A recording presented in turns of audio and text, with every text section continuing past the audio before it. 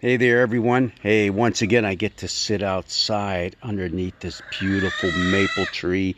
The weather is warm, it's sunny, there's not a cloud in the sky. It's wonderful, especially after going through a bunch of days where it was below average temperatures and rainy and, just plain chilly. But here we are. So, hey, all of our griping and groaning about the weather, it doesn't compare to the griping and the groaning and the tears that were shed by the people of Jerusalem when they were carried off into captivity, into Babylon. Yeah, that happened 586 BCE. And it was a terrible time. The city was destroyed, the temple was destroyed, and most of the people were carried off into exile. Just bad news all around. Now we have several prophets who arose during that period, the period just before the destruction, during, and after. And that's what comprises most of the prophetic books in our Old Testament.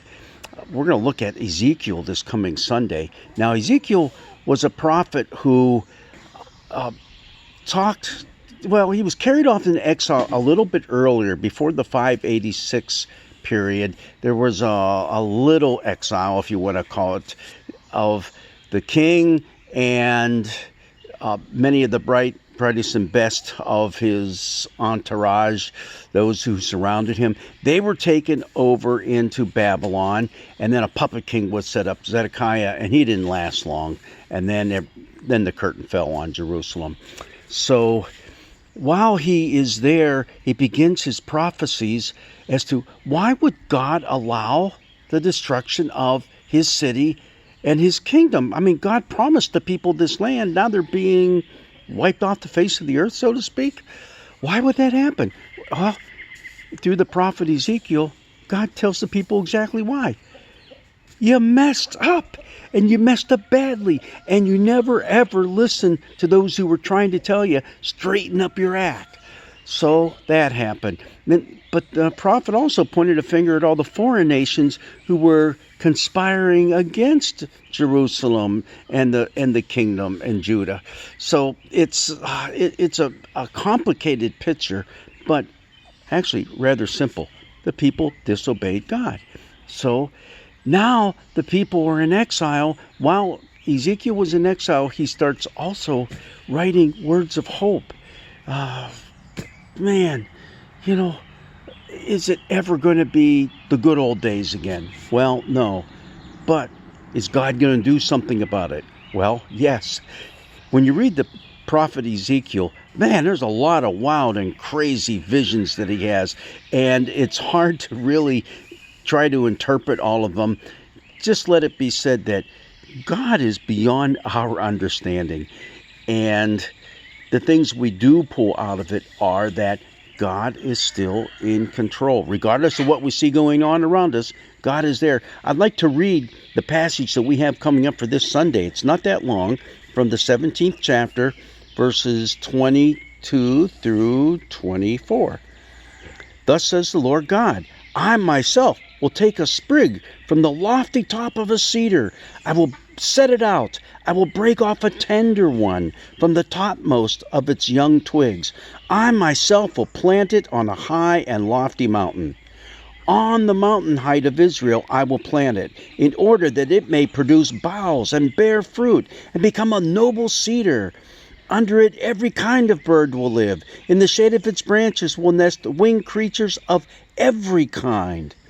All the trees of the field shall know that I am the Lord. I bring low the high tree, I make high the low tree. I dry up the green tree, I make dry tree flourish. I, the Lord, have spoken. I will accomplish it. Those are the words of hope that Ezekiel spoke to the people.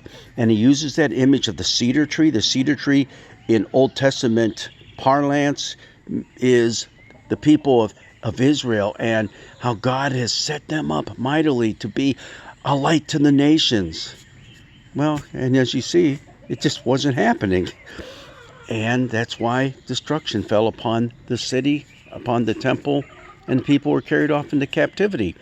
So Ezekiel is saying, God is going to take charge. God is going to make things right. God will take a little snippet off the top of one of those mighty cedars and replant it and reestablish his just nation. So keep that in mind. What's interesting about this is so often there is talk in the Old Testament of God's vengeance against the enemies, and God's going to punish those who have gone up against his people, on and on.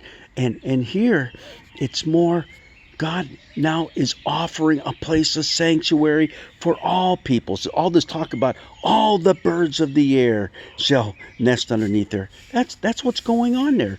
It's talk about God's love reaching out beyond just the people of Israel themselves. Now it's going to be all nations. All nations will find hope, peace, restoration under God's mighty rule. Beautiful passage. Keep it in mind as we get to our New Testament passage in Mark, the 4th chapter this week. And Jesus talks about that little mustard seed and how it produces wondrous results. Okay, well, get outside, enjoy this beautiful weather. Hopefully it lasts for a while because, hey, we're getting ready to move into those very first days of summer. God's blessings be with you.